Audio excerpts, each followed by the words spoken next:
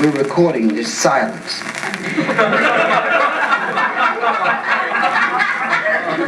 It's going to be part of my new album. We're going to have, well, we want to make the album different, so we're going to have the album will run about 38 minutes, and we're going to have 20 minutes of silence. It's going to be an out there album.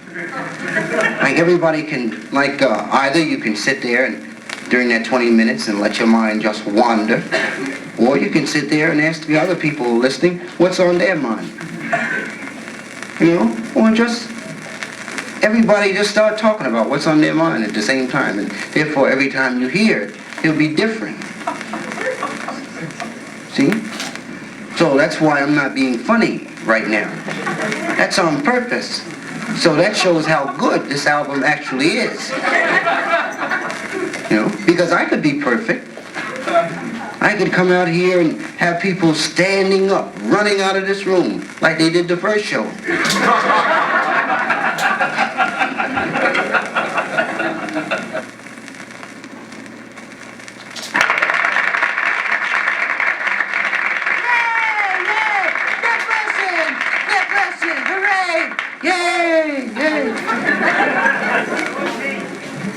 You're gonna find out, you devil, you.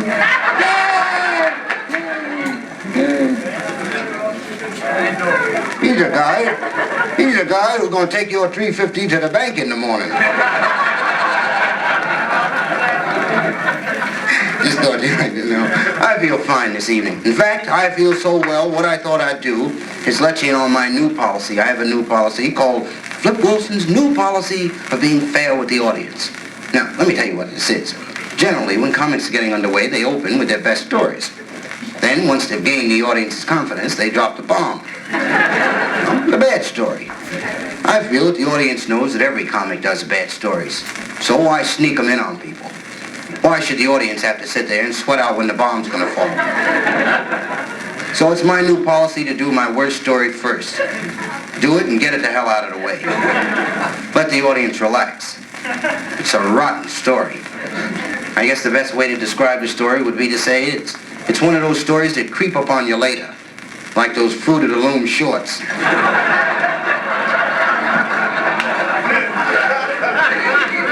Well, let me tell you the story. You'll see what I mean. It's a rotten story. The scene is ancient Rome. There's a Roman. His name is Herman. His name is Roman Herman. That alone gives you an idea of how bad the story is. Woo, that's terrible. The fad of the era was eating berries. Everyone loved berries. They'd walk around with little pouches. The pouches would be filled with berries.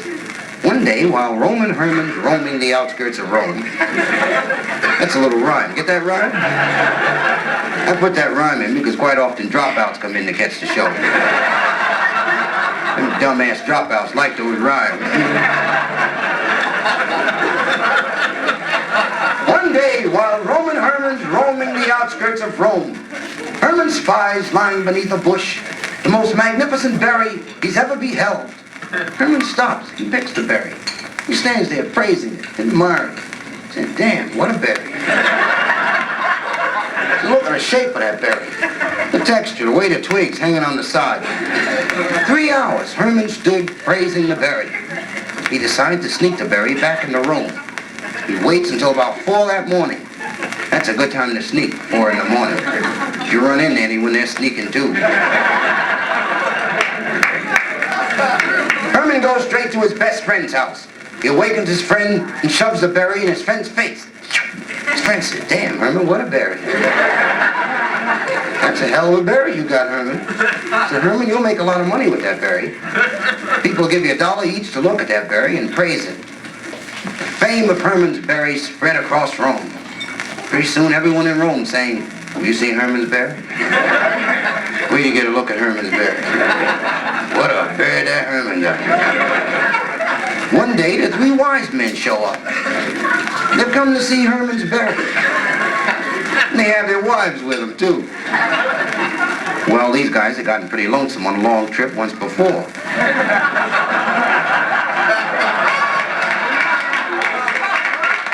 They looked at the berry.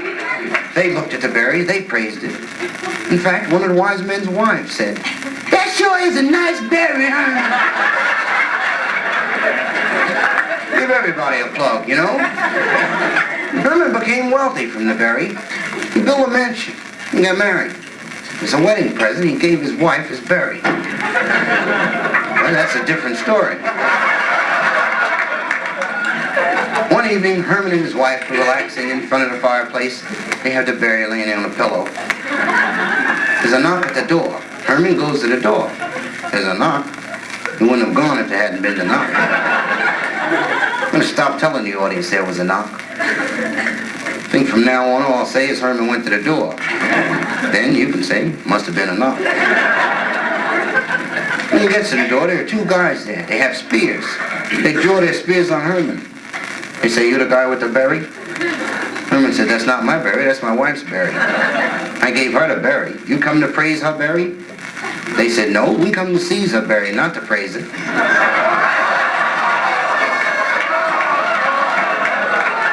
That's why I wanted to get it out of the way. It's a rotten story. Terrible.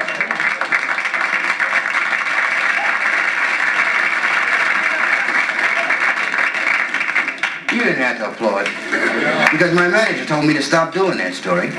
I do it anyway. I say, what the hell, whether you laugh or not, this is a lot easier than parking cars. I'll be practical about this thing. I should have been a singer. Originally, I wanted to be a singer. You know, those guys get all the girls. They come out and they're sharp. They lean over the stage and sing to the girls. And the girls swoon at them. "Sing that song, honey. Sing that song." You ever notice a lot of times those guys spit when they sing? You know, a lot of times they're spitting on the girls. Girls like that. So it makes girls swoon, that spit. Brings out secret passions in a girl when you spit on her. Try it. Go home some night when your lady's asleep and lean over the bed and watch the secret passion it brings out. Shot right in the jaw. In Vegas recently, a guy came up after the show and he told me about a millionaire who lived there in Vegas who decided he wanted to give an unusual party for his friends. He called the party Night in the Everglades. From Florida, he flew in palm trees, tropical brush. He lines them around the pool. He flew in a Seminole Indian rock and roll band called Bow and the Arrows. He also flew in 20 alligators. He puts them in the pool. To impress his friend with how liberal he was, he invited his Negro gardener. Personally, I think you're being pretty damn liberal when you bring alligators. The party's going on, everybody's having a ball. And the host stops the band, he gets the guests around. He says, "Look, as an added surprise, I've decided I'm going to offer either my daughter's hand in marriage or $1 million to any guy who'll swim that pool of alligators." There's an immediate undertone of conversation. Well, everybody talking. Splash! You turn your look and there goes the Negro gardener down the pool. When he gets out of the other end, the undertone of conversation increasing. The fella's friends go to him and say, "Fred, you made the offer. You gotta pay off, Fred. If you don't, everyone will say you're not a man of your word." Fred goes over to the garden and he says, "You won the bet.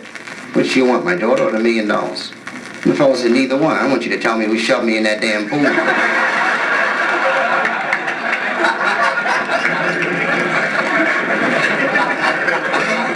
Then, not too long ago, I guess about 3 weeks ago, a lady called me. I'm in L.A. I'm doing a Joey Bishop show. The lady called me right after Joey had made the announcement that I'm on the show. The phone rings and the lady calls me. She's calling me from Chicago here. And the lady told me a story. And, well, I did it on the show right at that moment. Generally, I think about them a little bit. It's about two Negro women sitting in a beauty parlor. One lady says to the other, "How do you like my hair, honey? You think it's all right?" The woman said, "Yeah, it's nice. I like it." She said, "Are you sure people won't talk about me? You like it, don't you?" The woman said, "Yeah, I like it fine." She said, "You telling me the truth, ain't you?" The woman said, "Well, what do you think is wrong?" She said, You don't think it make me look too Polish, do you?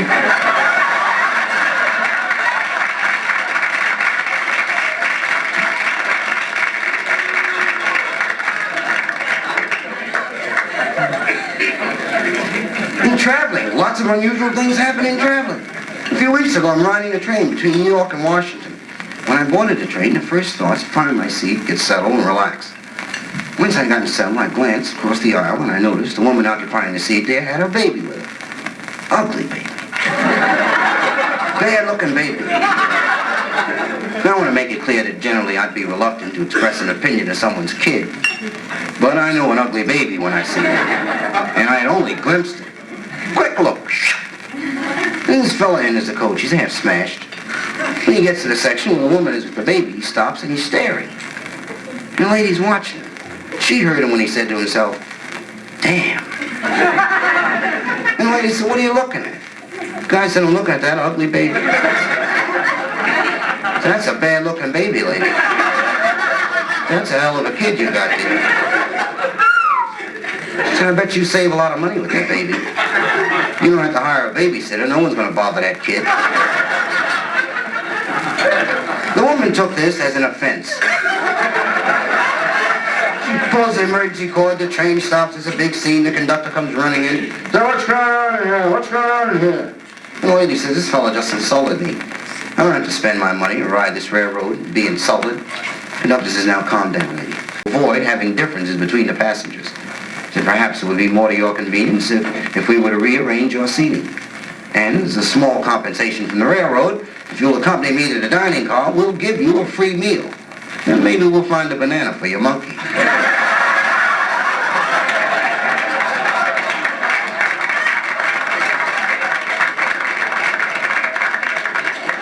Everyone has idols, people who inspire them and drive them on to new horizons. Among my idols were the Knights. Remember the Knights? What great guys the Knights were. But before I get into the situation, I have to say that I don't see grounds for anyone to question my making the statement. During the days of the Knights, there must have been dark nights. Had to be dark nights. I think the Knights were great. You gotta really dig abroad to fight a dragon. Let me give you my concept of a rescue. Let's take a scene where one day a knight is riding down the road. There's a princess. She's being attacked by a dragon. She's calling for help. She's saying, "Help! Help! I'm being attacked by a dragon. I'm in trouble, honey." As the knight rounds the bend in the road on his horse, and the princess hears him approaching, she calls out, "Who's that clippity-clopping down this road?" And the knight says, "That's me, Mama."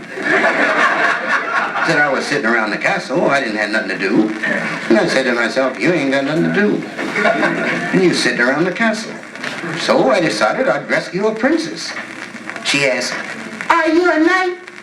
He said, "Every day." She tells him, "I'm a princess. I'm a princess, honey. My name is Geraldine. Princess Geraldine. What's your name?" He said, "My name is Overnight." That's when she asked, "Would you kill a dragon for me?" I said, "Kill a dragon? Damn."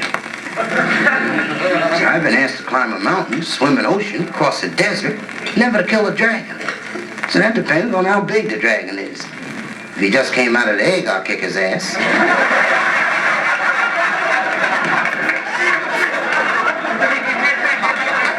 She tells him, "It's a little dragon.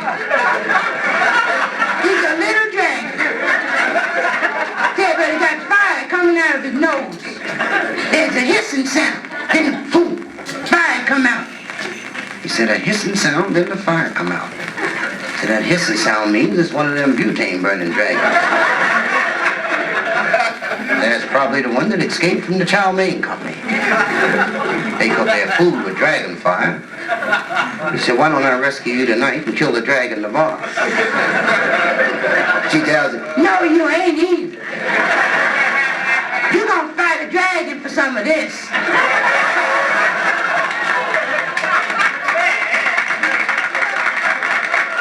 guy has his sword, he's banging on the bushes trying to find the dragon. The princess is helping him.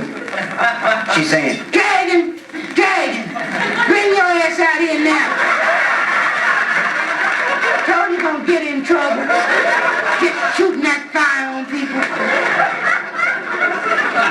After 5 minutes, the knight said, "Mama, he's gone." Then he probably went back to the butane company to refill his tanks. But this is our chance to get away.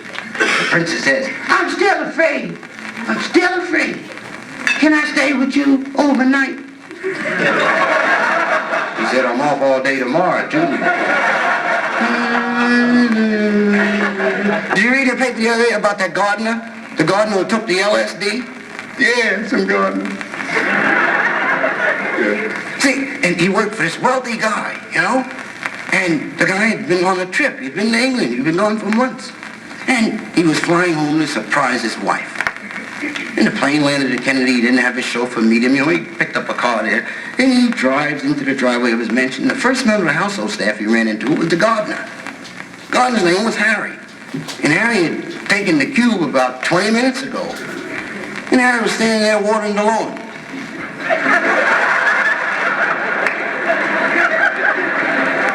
And the boss walks up, he said, "What's happening, Harry?" I said, "Ain't nothing happening." He said, "Ain't a damn thing happening. Other than the dog died." Boss said, "The dog died, Harry?" I said, "How'd the dog die?" He said, "He found some dead horse meat in the barn, and he ate it, and he died." I said, "Dead horse meat in the barn?" "How did dead horse meat get in the barn?" I said, "The barn caught on fire and burned up the horse, and the dog ate the meat and died." I said, "The barn caught on fire?" I said, "How? How the hell did the barn catch on fire?" He said, "It was the sparks from the house." Then the roof of the house was burning, and the sparks flew over to the barn and burned the barn and the horse, and the dog ate the meat and died. I said, "The house? What do you mean the house?" I said, "How did the house catch on fire?" He said, "It was the candles. The fire from the candles caught onto the curtain and shot up the wall of the roof, and the roof started burning, and the sparks flew over to the barn and burned the barn and the horse, and the dog ate the meat and died." I said, "The candles? What candles?" So we got all the electrical fixtures in the house. So where'd the candles come from?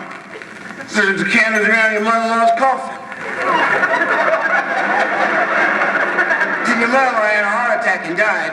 So we put the candles around the coffin, and the fire caught on the curtain and shot up the wall of the roof, and the roof started burning, and the sparks flew over to the barn and burned the barn and the horse, and the dog ate the meat and died. I said, "My mother had a heart attack and died." So I heard, "What the hell went on around here?" He said, "I'm not going to tell you one more time."